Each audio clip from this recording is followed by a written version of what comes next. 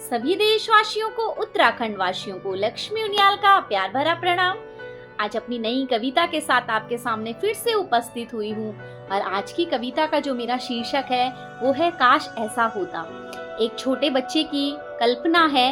वो घर में अपने बुजुर्गों से सुनता था कि बचपन में कैसे वो लोग पुराने जमाने में पिट्ठाग्राम और ऐसे गेम खेला करते थे। बस उसको अपने घर वालों के मोबाइल यूज़ करने को लेकर कुछ दिक्कतें होती हैं। उसको कविता का रूप दिया है मैंने। आशा उम्मीद करती हूँ आपको कविता पसंद आएगी।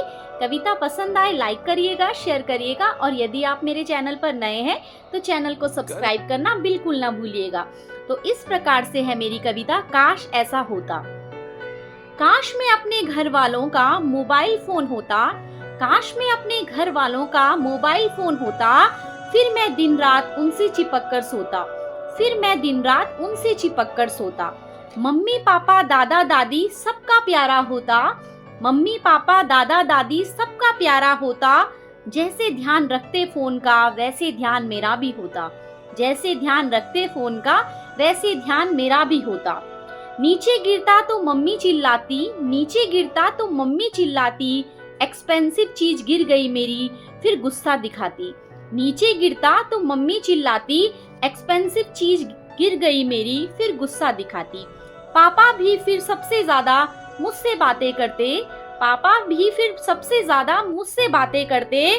कभी भी फिर मुझे ऑफिस के दोस्तों की तरह पार्टी करते हैं कहते, कभी भी ऑफिस के दोस्तों की तरह पार्टी करते हैं मुझसे कहते।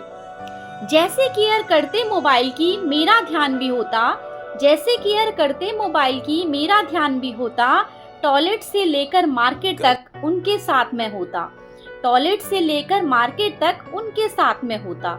सबको मोबाइल भाता है मैं किसी को नहीं भाता हूँ, सबको मोबाइल भाता है मैं किसी को नहीं भाता हूँ। इसलिए मैं दिन रात घर में अकेले नजर आता हूँ, इसलिए मैं घर में दिन रात अकेले नजर आता हूँ।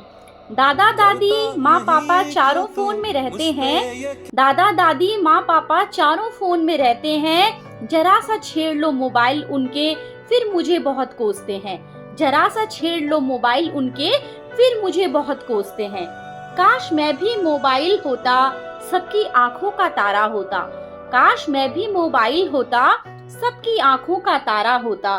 सोचता हूँ कभी किसने बनाया ये, सोचता हूँ कभी किसने बनाया ये।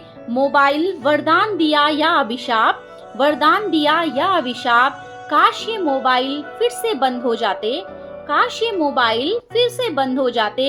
देखो कैसे फिर से पिट्ठाग्राम शुरू हो जाते, देखो फिर कैसे पिट्ठाग्राम शुरू हो जाते।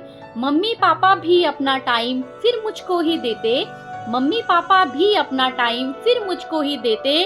ड्यूटी से आने के बाद पापा घोड़ा बनते, ड्यूटी से आने के बाद पापा घोड़ा बनते। पापा के घोड़े बैठकर टिक्कम टिक्कम करता, पापा के घोड़े बैठकर टिक्कम टिक्कम करता। अपना नन्हा सा बचपन खुशी खुशी जी लेता, अपना नन्हा सा बचपन खुशी खुशी जी लेता। धन्यवाद। आशा उम्मीद करती हूँ आपको एक बच्चे की भावना समझ आई होगी कि अक्सर आज की डेट में जो मोबाइल की अहमियत है वो इंसान से ज्यादा है।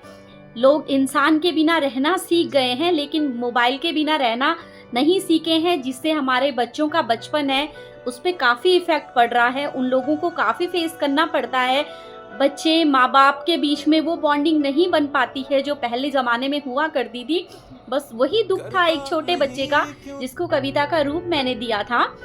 और अगर आपको कविता पसंद आई होगी तो ज़्यादा से ज़्यादा इसे शेयर करिएगा और यदि मुझसे कोई गलती हुई होगी तो उसके लिए मुझे क्षमा कीजिएगा।